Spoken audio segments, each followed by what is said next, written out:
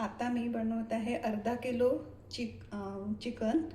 तो वेगळा मसाला न करता घरी असलेल्या मसाल्यामध्ये झटपट आणि स्वादिष्ट असा झणझणीत सावजी चिकन तयार करत आहे। त्यासाठी हे अर्धा किलो चिकन आणलेलं आहे। त्यासाठी लागणारं साहित्य 2 तेजपानं आहे, 4 लवंग आहे, 2 छोट्या लवंग आहे आणि कलमीचे हे असे 4 तुकडे आणि मोठे विलायची 2 घेतलेले आहे। हा सावजी काळा मसाला आहे, हळद, धने पावडर, जिरा पावडर, आलं लसूण आणि कोथिंबीरची पेस्ट, तिखट, मीठ आणि हा असे साधारण 2 कांदे मी बारीक चिरलेले आहेत आणि तेल। चम्मचने मी 4 चम्मच तेल टाकलेलं आहे। अर्धा किलो भाजी असल्यामुळे 4 चम्मच तेल टाकलेलं आहे। तेल तापलेलं आहे। यामध्ये तेजपान, लवंग, मोठा वेलदोडा हे थोडंसं फोडून ठेवायचं असं, आणि छोटी वेलदोडे, कलमी हे तेलात टाकलेलं आहे। जरा कमी गॅसवरती थोडंसं होऊ द्यायचं। तेलात झालेला आहे, त्याचा वास येऊन राहिलेला आहे, छान सुगंध। आता आपण हे बारीक चिरलेले कांदे टाकत आहे। कांदे टाकलेले आहे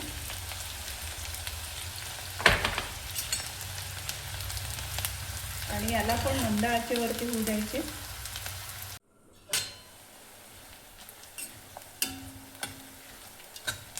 हे मसाले तेलात टाकल्यामुळे छान सुगंध येत आहे आणि कांदे गुलाबीसर व्हायला आलेले आहेत। आता याच्यात टाकणार आहोत आपण अद्रक, लसूण, ही सुद्धा तेलामध्ये होऊ द्यायची।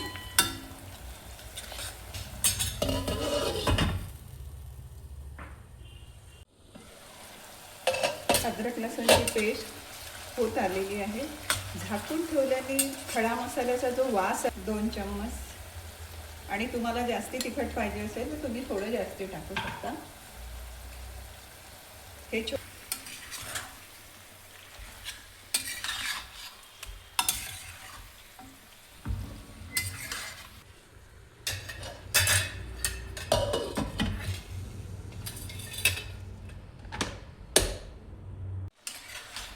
एकदा असं परत उघडून बघायचं, खाली बुडायला लागायला नको म्हणून। आणि काळा मसाला, सावजी मसाला मी घरी तयार केलेला आहे, त्याच्यामुळे तो अजून टेस्टी आहे।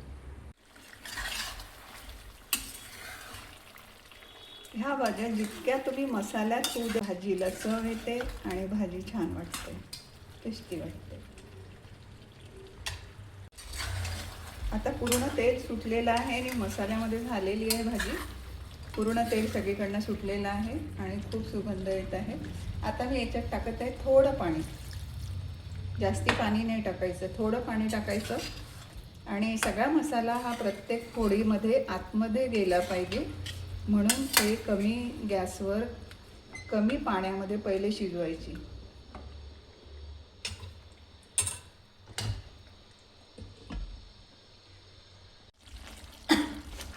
भाजीतलं पाणी संपत आलेलं आहे, खाली बुडाला लागत आहे, म्हणून आपण आता त्याच्यात रसा किती पाहिजे त्याप्रमाणे आणि थोडं शिजण्यापुरती असं पेस्ट थोडं गॅस जास्ती ठेवायचा। उकळी आली की गॅस एकदम कमी करून ठेवायचा। बघा उकळी आलेली आहे, मी गॅस एकदम कमी करत आहे आणि झाकून ठेवून द्यायचं। हा मी असा सावजी काळा मसाला परत 1 चम्मच इथे टाकलेला आहे, शिजत आलेली आहे तेव्हा हा मसाला टाकायचा आणि कमी गॅसवरती थोडा।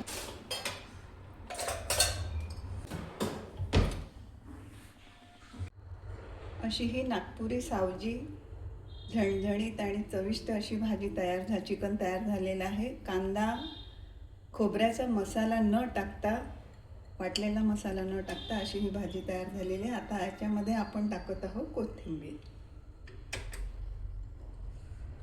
बघा किती रंग किती छान दिसत आहे आणि वास पण खूप येत आहे मसाल्याचा, खूप अशी छान।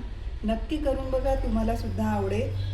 आणि यासाठी लागणारं साहित्य आहेच